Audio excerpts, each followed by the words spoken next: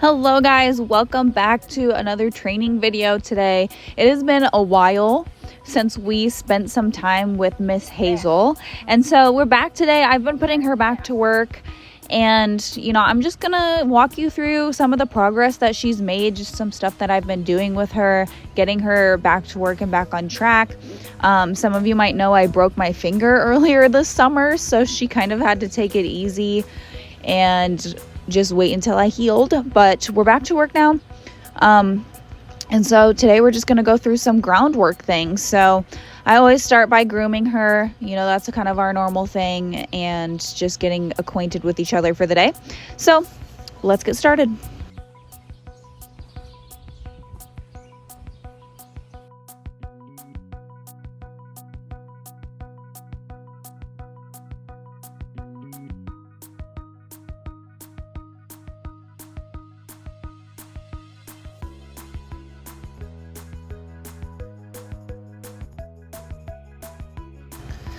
Okay, so our first session back to work after about a month of sitting, I was actually really impressed with Hazel.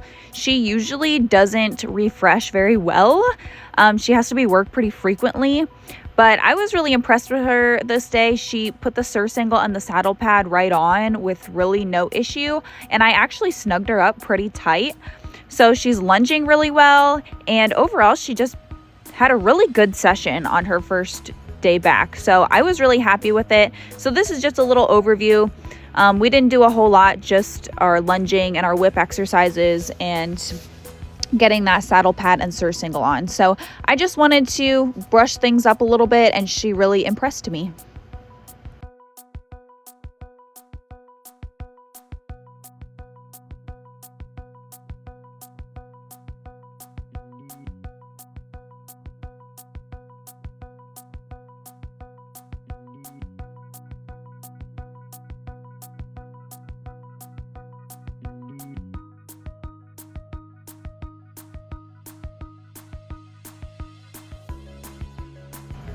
So I have yet to fly spray Hazel this summer, aka I don't know if she's afraid of a spray bottle or not. So we're gonna find out. I know a lot of horses are afraid of the spray bottles at first when they aren't used to it. So as you can see, I always offer to let her sniff it, let her engage with the object first, and then I spray it. You can see she's not so sure about it. So we're just gonna play a little game basically, and I'm gonna spray the bottle, and as long as she doesn't react and she doesn't spook at it, I give her a reward. I give her a treat. And she is clicker trained, so every time I spray the bottle, I give her a little click with my mouth and then treat. So every time this bottle is spraying and she's not reacting, I'm rewarding her for that. And eventually I'm just going to work on bringing the bottle closer and closer to her until I'm actually spraying it on her legs.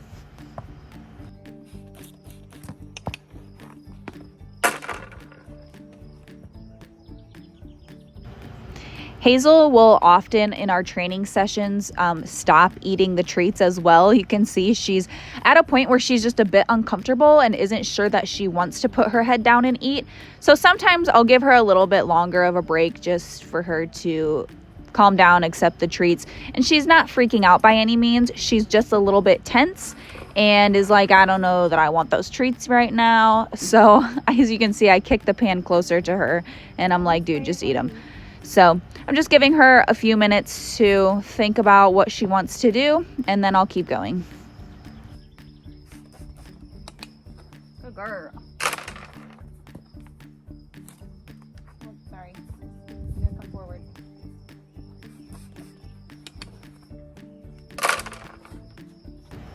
Okay, so pretty much any time we're working with an object and I offer my horses to sniff it, if they take the opportunity to sniff it, check it out, I always reward that. Even if, like with this spray bottle, I didn't spray it just now, but Hazel is being brave. She's going to check it out. She's going to sniff it. She's going to look at it.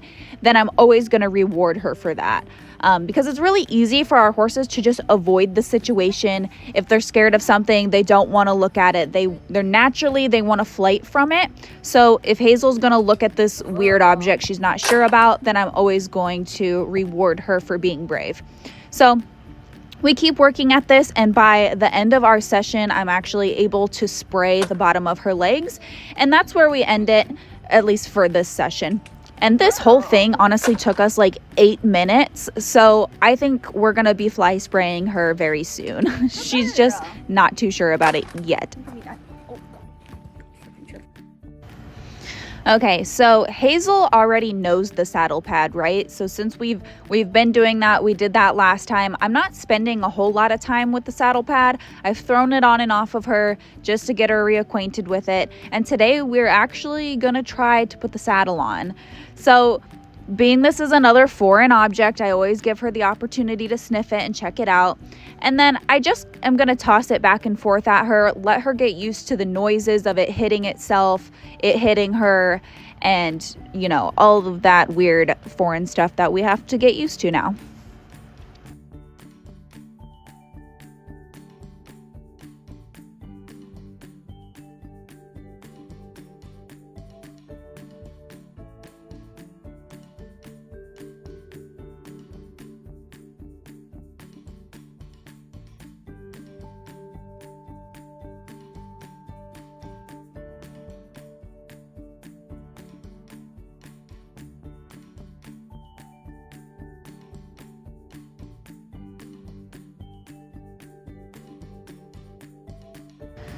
Okay, so naturally she's a little bit more hesitant with the saddle pad on, but I'm just doing the same thing with the pad on. I'm throwing the saddle on and off of her, and each time I'm throwing it a little bit higher onto her back and a little bit higher the next time, so she can start kind of getting used to seeing it above her, and eventually I'm just gonna set it right down on her back.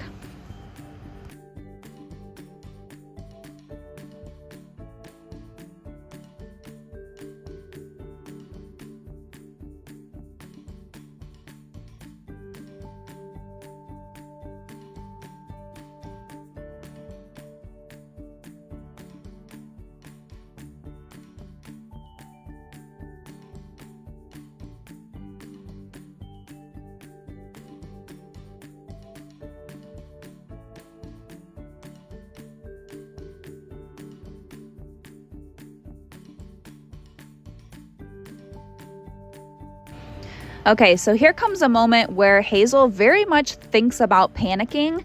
I go ahead and I put the straps and the girth down, and she's not so sure about that girth hanging next to her legs. And so she tries to move away from it a couple times, and Hazel is a known panicker. When she's not sure, she bolts. So I was really proud of her in this moment where she saw it, wasn't too sure about it, but decided to remain calm and not freak out. So good job, Hazel.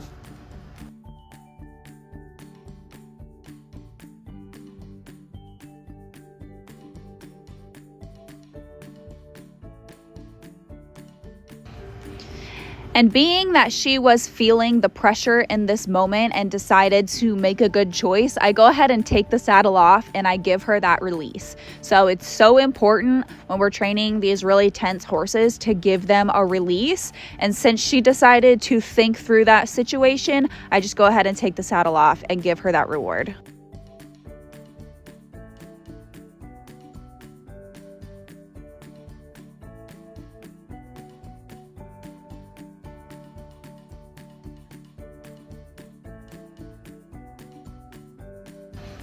You guys can't really see what I'm doing right now, but I've got the saddle back on her. She is cinched up very loosely, and so every time that I snug her up a little bit more, I'm going to reward her with a treat, and then I'll snug her up a little bit more again and reward her again, and so on. So I'm not snugging her super tight today. I just want it enough that like we could walk around and it's not gonna like fall off, but snug enough like similar to how I had the Sir Single. It's not cutting her in half, but it needs to be firmly in place. So I was gonna walk her around a little bit, but after a couple steps, she pretty quickly put her head up with her ears back, like what the heck is on my back right now?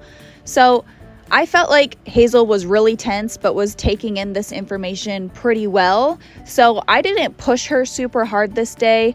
Also, I almost never reward her out of my hands. I almost always throw her treats in her pan.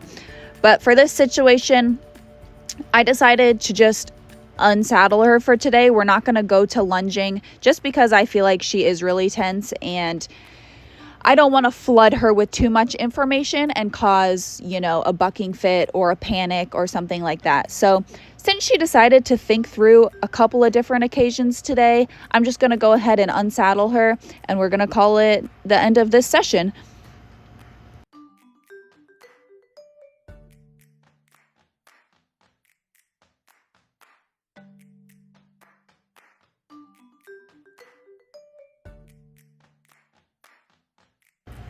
Even though that didn't look like much, I was really happy with how Hazel did today, and not every day is going to be super exciting, making big leaps. Sometimes you just have to take baby steps, especially with these Mustangs. I see a lot of trainers just implementing little tasks into every session, and that's how a lot of these once wild horses have to think through their training. So we didn't do a whole lot today, and that's totally okay. We'll do a little bit more next time, and I will do everything at Hazel's pace when she's ready for it.